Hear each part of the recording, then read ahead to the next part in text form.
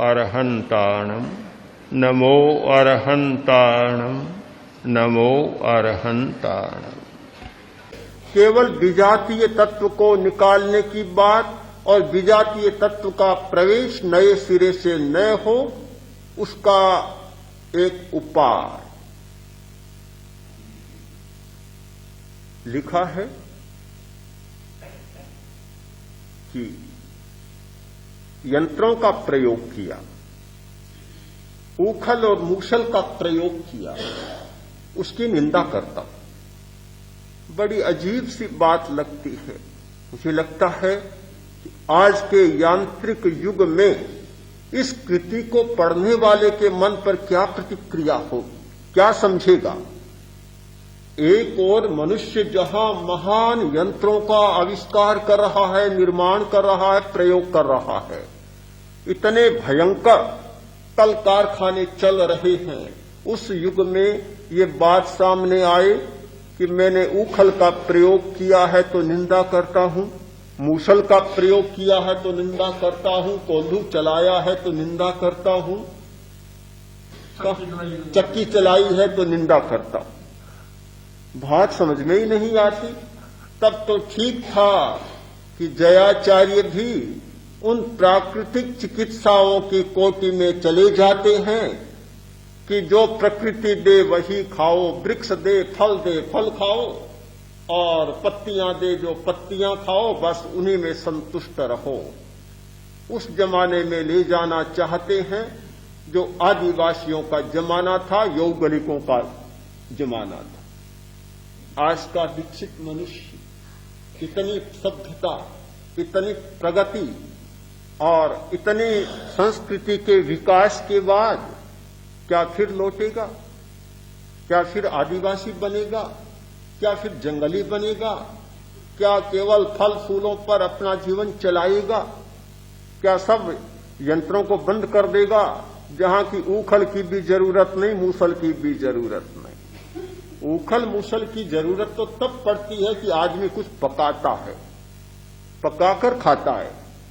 हमारे प्राकृतिक चिकित्सक बंधु कहते हैं पकाने की जरूरत नहीं, कच्चा अनाज खाओ, अनाज भी खाओ तो कच्चा खाओ, कच्ची चीजें खाओ, पकाओ मत, दूध भी कच्चा पियो, जो मिले जैसा मिले उसी रूप में खाओ, अग्नि का प्रयोग मत करो, तब तो ठीक बात है।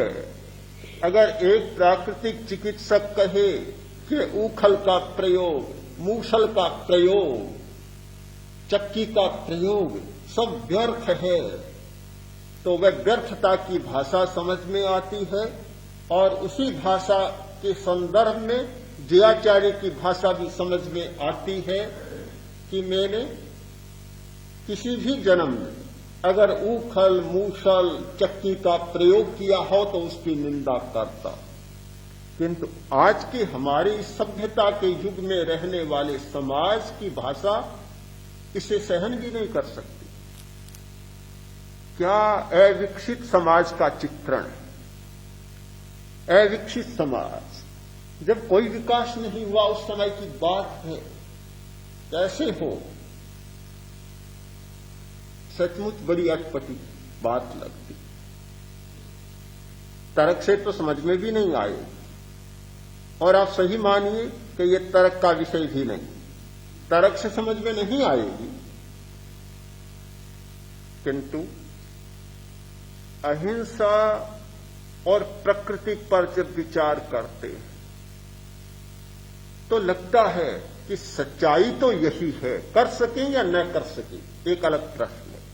सच्चाई को तो स्वीकार नहीं कर सकेंगे।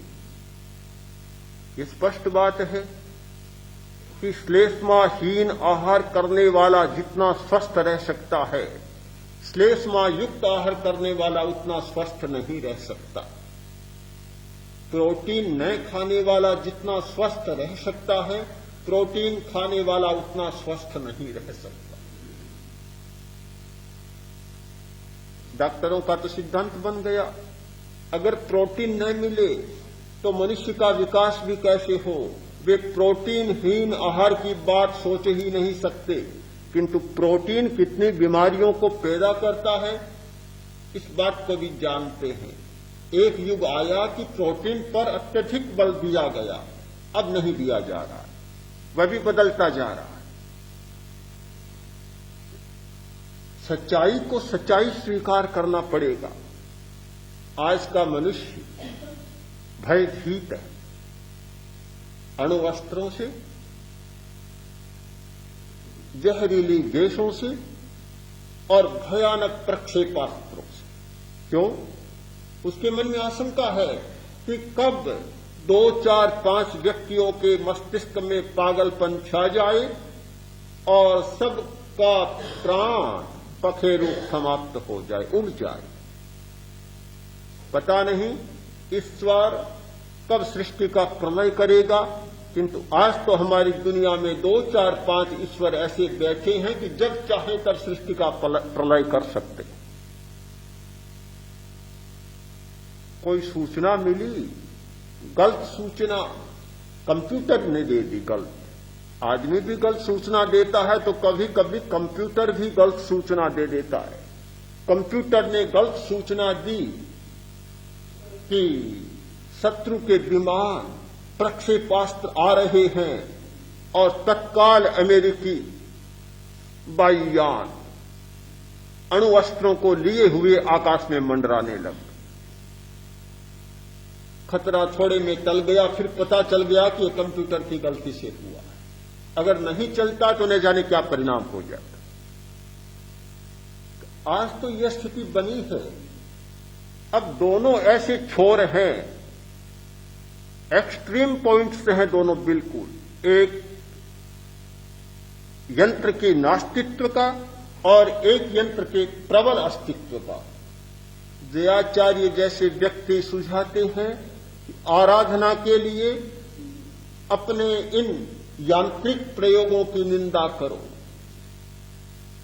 मुझे नहीं पता अणुबम का आविष्कार करने वाला और प्रयोग करने वाला क्या निंदा करे।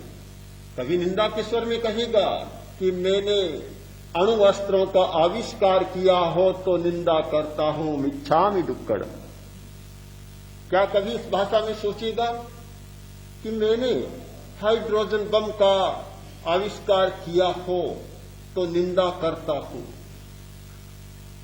उनका प्रयोग किया हो तो निंदा करता हूं। यह निंदा की बात कहां तक बैठेगी समझ में नहीं आता। इस भय का मूल बीज,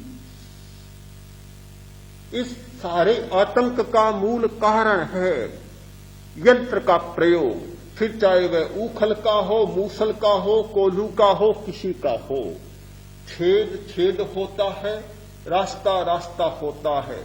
एक बार छोटी पगडंडी बन जाए तो बड़ा रास्ता भी बन सकता है। एक बार छोटा छेद भी बन जाए तो समूचे बांध को तोड़ देने वाला रास्ता भी बन सकता है, छेद भी बन सकता है। प्रश्न छोटे और बड़े का नहीं है, प्रश्न है बीज का। एक बार वैसा बीज बो दिया गया तो फिर उसे रोका नहीं जा सकता। आज कोई भी व्यक्ति इस बात में समर्थ नहीं है कि अणु अस्त्रों को रोक दिया जाए। कितनी संधियां होती हैं, कितने उपक्रम चलते हैं कि अणु अस्त्रों पर नियंत्रण किया जाए। और आश्चर्य की बात तो यह है कि जिन लोगों के पास अणु अस्त्र हैं वे नियमन करना चाहते हैं कि दूसरे राष्ट्र अणु अस्त्र न बनाएं। बड़ी आश्चर्य की बात है। वे ये कंट्रोल करना चाहते हैं कि बस जिनके पास हैं उन्हीं के पास रहें, दूसरे न बनाएं। पर यह भी कैसे संभव होगा? एक बार जो चल पड़ता है उसे रोका नहीं जा सकता। हम मूल बात पर ध्यान दें। बात बड़ी अटपटी सी लगती है, किंतु सबसे बड़ी सच्चाई है कि जब तक प्रारंभ को नहीं रोका जाएगा, उपेक्षा की जाएगी, तो फिर उसके विकास को भी नहीं रोका जा सकेगा।